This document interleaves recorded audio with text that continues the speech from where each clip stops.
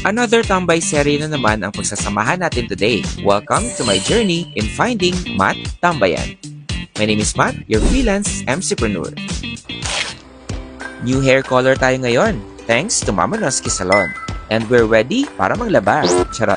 For today's tambayan, our compass led us to Quezon Avenue, corner Sampaloc Street. Welcome to Sip Station.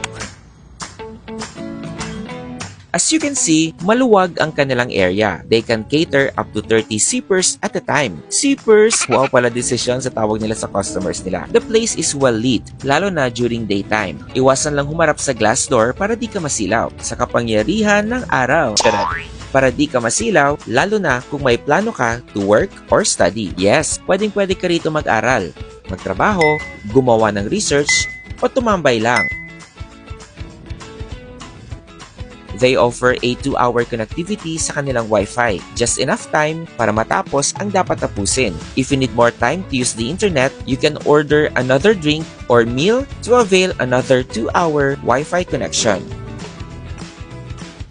Hindi lang area ang spacious and wide. They also offer a wide array of food, drinks, and pastry selection. Gaya nitong Spanish latte and chicken katsu na in-order ko. Ang katsu ay nagmula sa salitang kat na ang ibig sabihin ay su. Charot lang. Katsu or chicken cutlet is a Japanese dish of fried chicken made with panko breadcrumbs paired with a Japanese-style barbecue sauce called the katsu sauce. Nan, Kuya Kim, ikaw ba yan? To be honest, kung sanay tayo sa matatamis, maninibago ka talaga sa lasa ng kanilang sauce. It's savory and sweet, with a light tang. Hindi yung powder juice ha. Tang means sourish taste like a lemon. Pero wag ka. Ang chicken nila ay sobrang malasa. It's a yes for the chicken. At panulak natin ang kanilang super creamy Spanish latte.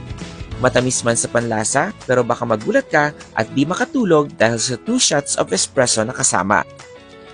They also offer premium coffee, just like their pour over.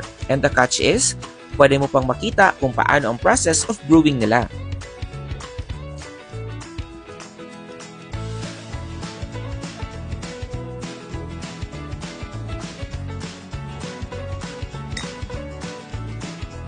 Ang bango ng amoy at medyo fruity din siya. Ngayong bare months naman, bida ang kanilang refreshing ice-cold salak fruit drink, a combination of tamis-asim flavor that will surely leave a delightful feeling sa ating mga taste buds. Must try din dito ang kanilang freshly baked croissant and croffle. At ang kanilang mga sandwiches na pwedeng solo o shared. This cafe is a non-pork establishment kaya safe na safe for our sippers na non-pork eaters. They are open from Monday to Saturday, 10 a.m. to 12 midnight. For payment options, you can pay in cash and via e-wallets or fan transfer.